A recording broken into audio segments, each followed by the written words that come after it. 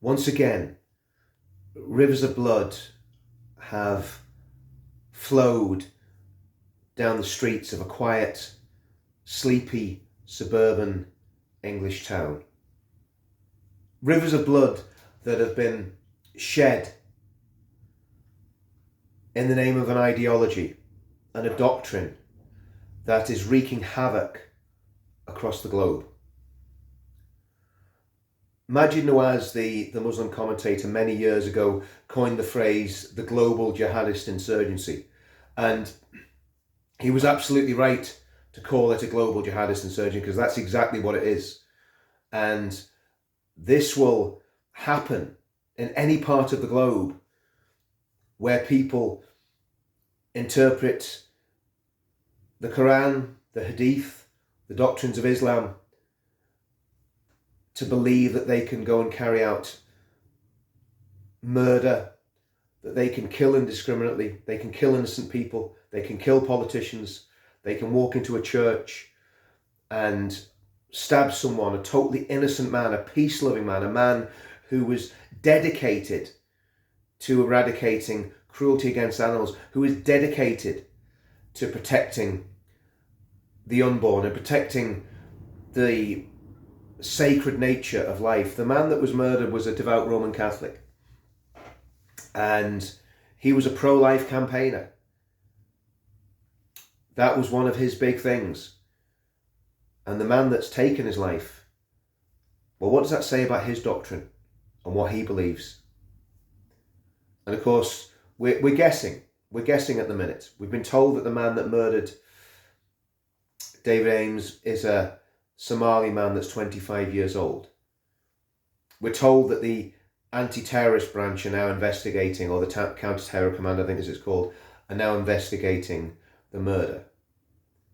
But we don't need to be Hercule Poirot to work out and join the dots and realise that this is a jihadist attack, and this has been carried out to further the jihadist agenda of a global Islamic caliphate,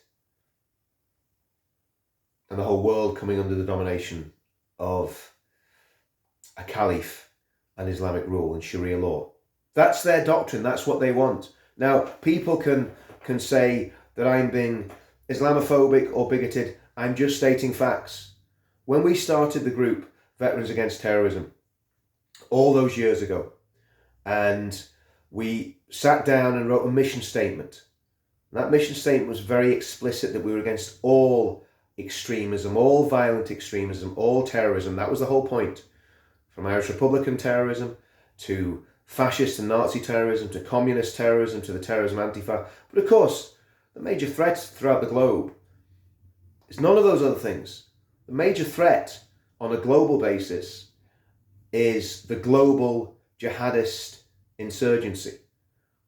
And that is the terror threat that has been faced and has destabilized massive parts of Africa, massive parts of the Middle East, the Philippines, Indonesia, parts of Malaysia, even parts of China, Afghanistan. The very day that this Conservative MP, who sounds like an absolutely amazing man, that this man has been murdered, the very day this man's been murdered, I think about 50 or 60 Shia Muslims were murdered in a sectarian attack carried out by jihadists. You can call them by whatever name you want. You can call them the Taliban, you can call them the Haqqani Network, you can call them Al-Qaeda, you can call them Al-Shabaab, you can call them Boko Haram, whatever you want to call them. They are all part of the global jihadist insurgency. On the same day that this MP is murdered, 60 people were murdered, 60 Shia Muslims were murdered in a mosque. And when people accuse me of being Islamophobic, how many times have I said on these live streams that the biggest victims of extremist, conservative Islam are Muslims, and predominantly Muslim women? 50% of the Muslim population are treated as second-class citizens by these fundamentalists, by these extremists. And of course, today it's come home to roost. Islamic extremism. And again, the media won't mention it. The mainstream media won't talk about the elephant in the room. The politicians won't talk about the elephant in the room. And there's very few voices that will talk about it. But as I said right from the beginning of this, Islamic extremism is an existential threat, not just to the UK, but to the whole of Western civilization. There are many other threats, but in terms of terrorism and in terms of destabilizing countries and societies, Islamic extremism is a threat that needs to be talked about, that solutions need to be found, and the terror that has been unleashed on our countries needs to be stood up against, it needs to be spoken against, it needs to be opposed. And as I've said before, Islamic communities need to have a good hard look inside themselves, in the same way that any other community that is fostering terrorism needs to have a look at itself and realise that it's totally unacceptable in the 21st century for people to be killed because of their religious beliefs, for people to be tortured because of their religious beliefs, for people to be blown to bits because of their religious beliefs. And that is what's happening. That's what's happening. I have many friends who are Muslims and ex-Muslims. When I talk about Muslims, they're not extremists. They quietly disbelieve, but it's more hassle than it's worth for them to come out and openly say that they don't believe in the doctrines of Islam. After the attacks in 2017, I got quite friendly with a Muslim woman, and she used to come to our demonstrations, but she used to hide herself. She used to disguise herself when she was at the demonstrations, and eventually some of her brothers found out that she was standing against jihadism, and she completely disappeared off the scene. I haven't got a clue what happened to her.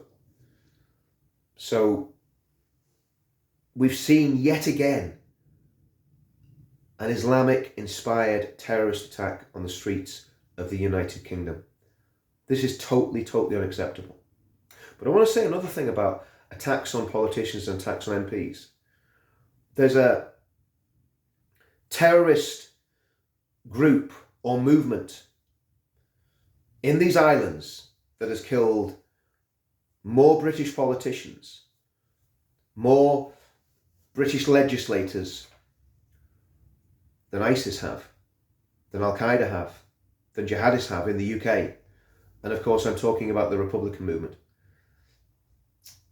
In the 1980s, a Free Methodist minister and MP called Robert Bradford was gunned down in very similar circumstances to what happened to the MP today.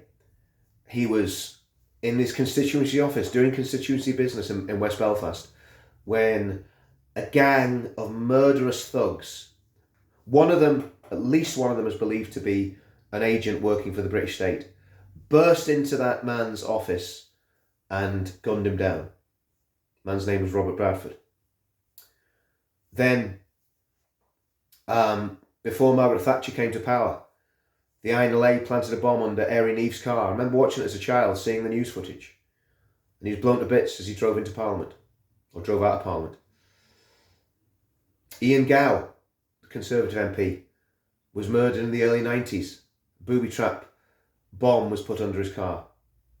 And we could go on and on and on. And of course, the worst atrocity of all, or the most dangerous atrocity of all, was the attack on the Grand Hotel in Brighton, where Conservative MPs were murdered, the Prime Minister was nearly assassinated, and Norma Tebbutt's dear wife was crippled and suffered life-changing injuries and was paralysed and consigned to a wheelchair for the rest of her life. And of course, eventually what happened to the Republican movement? They were rewarded for their terror. They were rewarded for their political violence. They were rewarded for murdering political representatives, which they did wholesale throughout the Troubles. And then we fast forward 20 years later, and I said this in an article I wrote for the Saving the Union website, and we fast forward 20, 30 years after the peace process, and Joe Biden, the love child of Bill Clinton, decides it would be a good idea to pull out of Afghanistan and hand the place over to terrorists and thugs and barbarians. It's exactly what happened in Northern Ireland. Our country was handed over to terrorists and thugs and barbarians. And when Afghanistan was handed into the hands of the thugs of the Haqqani network, it's difficult to say, isn't it? When Afghanistan was handed into the hands of those thugs, we said that there would be blowback. We said that there will be an upsurge in Islamic terror.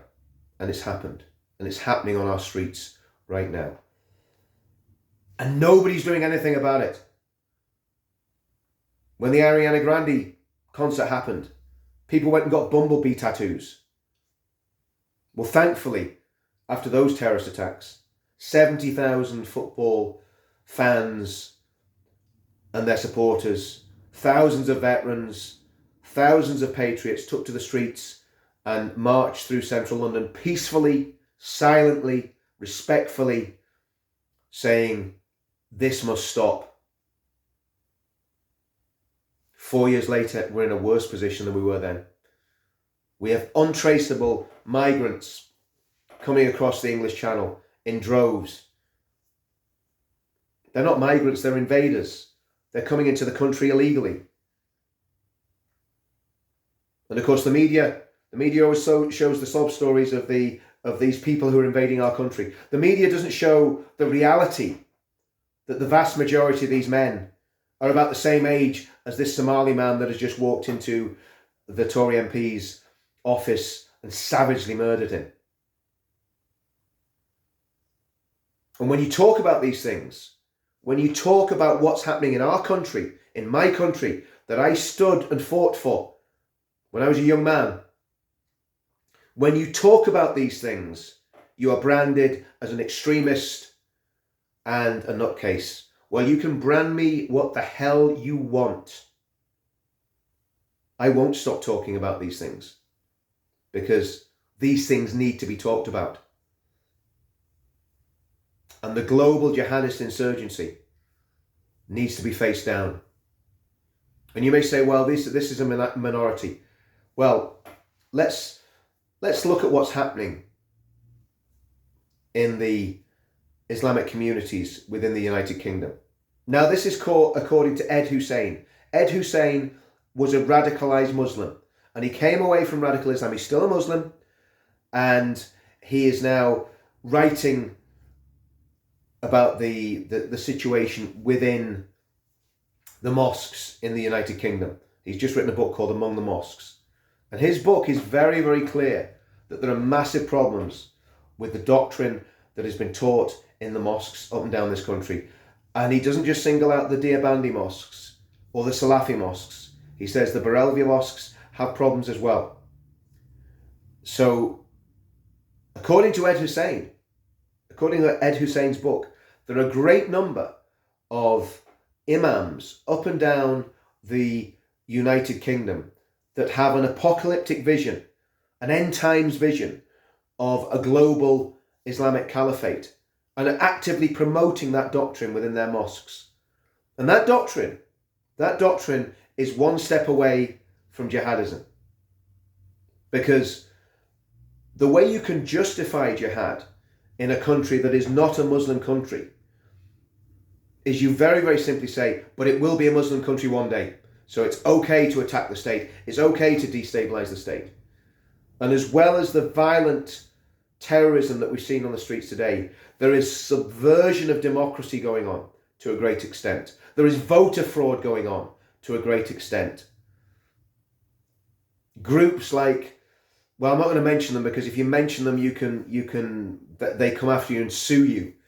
But there are underground networks of Muslim extremists who are using political means. They're using the law. They call it lawfare. They're using the political system. They're infiltrating the establishment. And they're doing it with one aim. And that aim is to further the doctrine and the idea of the global Islamic caliphate. In other words, the idea that from the whole globe will be submitted to this religion and this ideology. So this whole idea of the caliphate, we could call it caliphatism, this whole idea of the caliphate, of this global Islamic state, is a very, very real idea in the minds of many of the imams that preach in the mosques in the United Kingdom. And remember this, the Deobandi branch of Islam, of Sunni Islam, is extremely intolerant. It's intolerant of Shias. It's intolerant of Ahmadiyya. It's intolerant of Christianity. That is the same doctrine and the same branch of Islam that sent the foot soldiers into the trenches for the Taliban in the 90s and in the 2000s, and probably even today in Afghanistan. So I'll be the canary in the mine yet again. Nobody else is talking about this anymore. I don't hear anybody talking about this anymore, to be quite honest with you. Or if they do, the message isn't getting out there. It's time that we take a stand against the global jihadist insurgency. And when I say take a stand, I'm not talking about doing anything illegal, but I am talking about protest. And I am talking about political activism, and I am talking about influencing the political system to take a stand against this. People talk about climate change as a threat to civilization. The global jihadist insurgency is a massive threat to civilization. And it's not been taken seriously. If it had been taken seriously, we would not have pulled our troops out of Iraq and Afghanistan. And we certainly wouldn't be sucking up to the KSA. But that's another story. That's another story. Well, a very, very sad evening. Very, very sad night. But I think we've got to highlight that there is an undercurrent to these attacks. And these attacks are not going away anytime soon. And the problem is, you become callous to these attacks and you become hardened to them, just like in Northern Ireland. When it was week after week, day after day, you turn on the news and last night another soldier, last night a policeman, last night an innocent Catholic, last night an innocent Protestant. That was the news coverage in Northern Ireland for 30 years. And sadly, I see us going down that direction. And of course, the other thing is, this will fuel those extremists who want to use this as an excuse to engage in violence against Muslim communities. And that is completely wicked, iniquitous and wrong, because that just spirals out of control and you end up in a tit-for-tat killing cycle. And again, I said this in 2017, I'll say it again now, the only way that we can deal with this is through robust legal security measures, control of immigration, challenging the doctrines that have been preached in these mosques, challenging people that are clamouring for a global caliphate, calling them out, calling their ideology out, showing them how stupid it is and how dangerous it is, and a proper security response. And I would even say, and I'm sure that the Tory MP who was murdered tonight wouldn't agree with me because he was a pro-life man, but I would say that in the case of terrorist murders, in the case of men that rape and murder children, that there should be a death penalty on the statute book. And there used to be one for treason until very recently. But I believe that there's got to be a case for bringing back the death penalty in the United Kingdom. Because that man that's killed this Tory MP, he's 25 years old. We're going to pay for him to be fed and watered for at least another, maybe 50 years. Maybe till he's 75, maybe till he's 80. Goodness knows. Maybe he'll even get out of prison.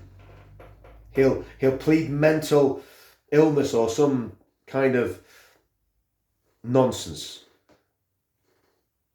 Well, if he was at the end of a hangman's rope, that would be justice in my eyes. But there you go. Another very, very sad day, another terrorist attack. And to all the haters out there that try to brand me as an extremist, If you listen to every word that I've ever said, it's exactly what I've said tonight. We've got to take terrorists on. We've got to defeat terrorism. And we've got to stand up against all extremism from wherever it comes. I'll see you all soon.